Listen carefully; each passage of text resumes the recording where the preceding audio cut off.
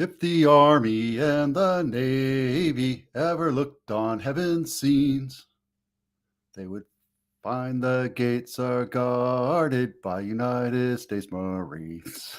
I tell you, when you get brainwashed, you get brainwashed. Today, we're talking about 22% of U.S. residents are considering a move now that the election is over, and some of them are looking out to move to a different state or out of the country. That's true. And then also, first-time home buyers shrink to a historic low of 24% as buyer age hits recorded highs. And also, we'll talk about the mortgage rates this week and what you get for $2 million and what you get for $1 million in Santa Clara County, as well as the 12 Bay Area County months of inventory report. Let's get moving here. All right, let's get first-time home buyers are saying that, yeah, I don't know. It's kind of, we're trying to, I don't know, what's going on with the market. It's too unaffordable. Here's the thing, right? We're at median price across the U.S., 400 and something and change, $1,000. And the average income is super low right now. The median household income rose from 108 to 107. So that means it's about $50,000 person. And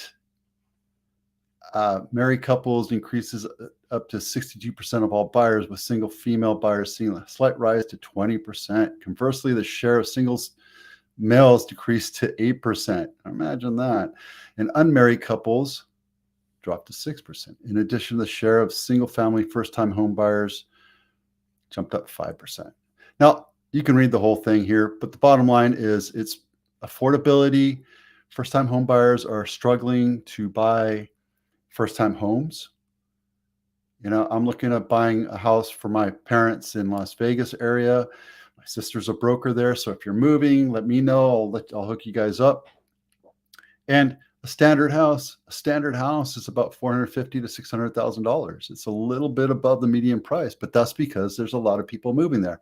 Even though there's a huge amount of inventory, I'm very specific of what I'm buying, though. I'm like, no HOAs, 3-car garage, 4+ bedrooms. So I'm being kind of a prick, but that's because, I'm the buyer. Read this article. It's pretty interesting. The link is down below in my blog. Yeah, there you go. Rates are 7.2. They've actually continued to go up over the last couple of days. It boggles my mind. Yesterday, we talked about how the new normal will be 5.5 to 6.5, where 6% is the average. Right now, we're saying don't go out and buy a house unless you can afford it, unless you can see that there's a 5 to 10 year horizon on your purchase, because what you buy today is going to be worth a whole lot more in 10, 12 months. I can guarantee it. Well, not guarantee it. Nobody can guarantee anything, right? Here's the problem, right? What happens if the market crashes? What happens if the global economy crashes? What happens if we have a zombie apocalypse? We don't know. But for right now, if we're continuing the course that we are, and we're seeing the future of house prices increase over the next 2 years, there's no reason for us to have low interest rates, because when the interest rates lower, that means more buyers enter the market. That means there's more competition. That means prices go higher. And then we have the affordability problem altogether, right? So what if you bought a house right now and then in a year or two, the rates went down? They say date the rate, buy the house, and date whatever, right?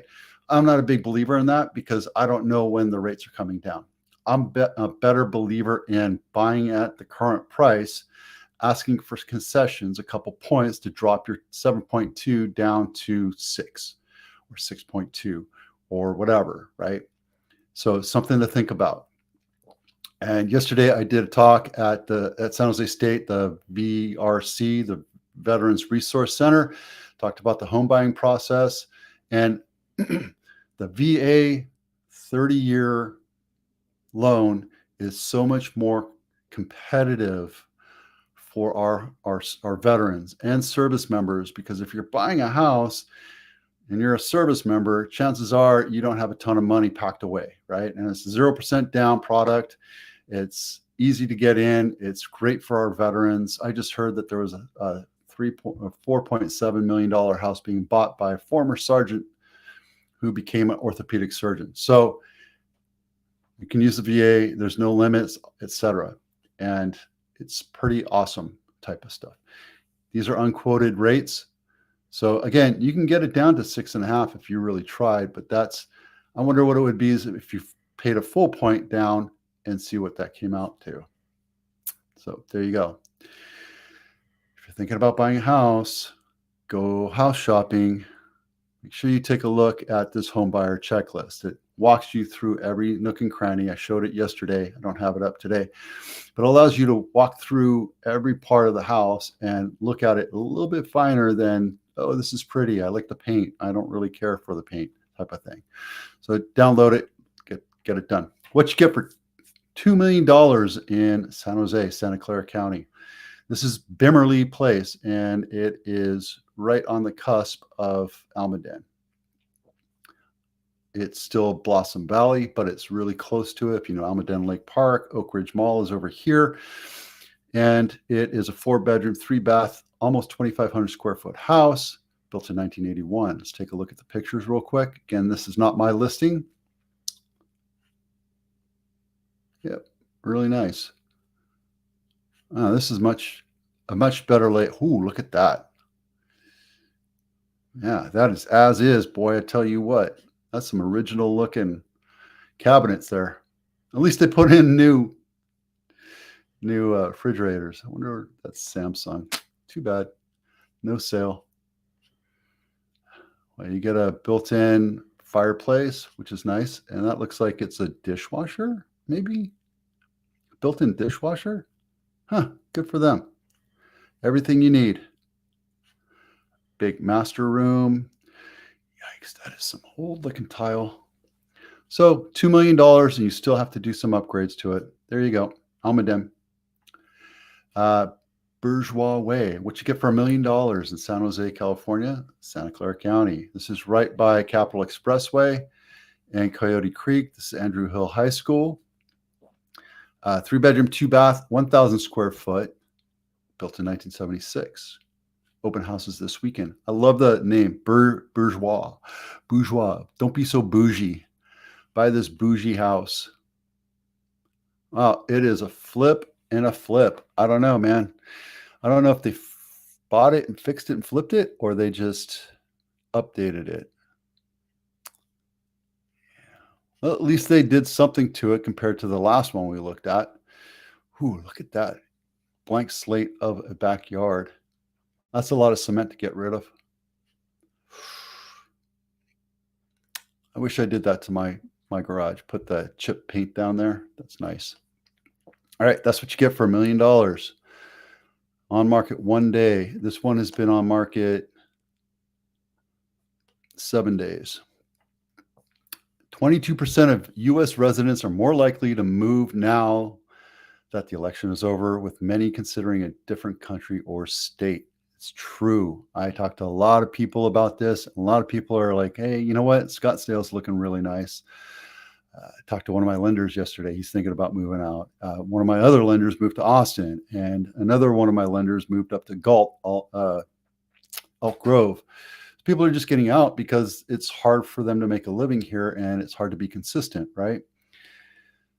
What if you moved out of state? What would it look like for you? I've been looking at a lot of different options here because my girls are graduating in May in the spring, and I'm not sticking around. I'm getting out of here because I think there's other things for me to do and better things for me to enjoy and a slower life that I want to live. So if you're thinking about selling, let me know.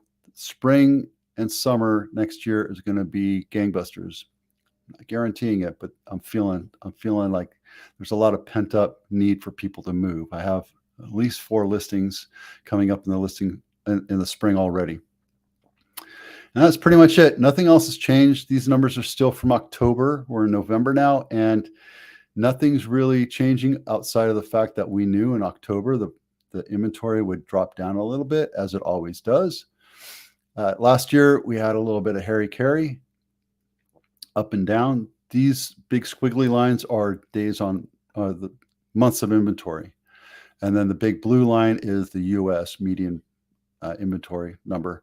And again, we're looking at 6 months, 6 months here. So 6 months is like right about here to get up to a seller's market, like we saw in 2008 to 2012.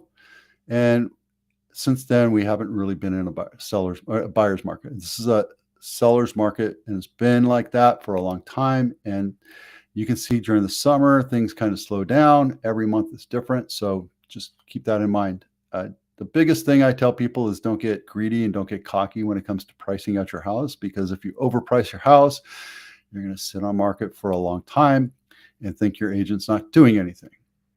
We do a course of action for every house that we do. We have a list of houses or a list of things that we do to market it, get it out there, send it out and get a buzz going. And if your house is overpriced, it will sit. It will sit. And that's the worst thing you can do, is let your house sit in a seller's market, because once you're at 15 to 30 days, the vultures start coming around and looking for deals. So my job is to convince you that when you do that, when you do put your house on market, list it low, attract the market, bring in the offers, and then you can negotiate it up. Are you going to get to the crazy, crazy number that you're thinking? Maybe. You never know, right? I just sold a lot with a house on it. It's a piece of crap house. It needs to be torn down for $400,000. Then, well, close to it, $340,000 over the list price. And other offers were lower. So I was going to say it's $400,000 over the lowest offer. So when you bring in multiple offers, magical things happen. That's it for now. All right.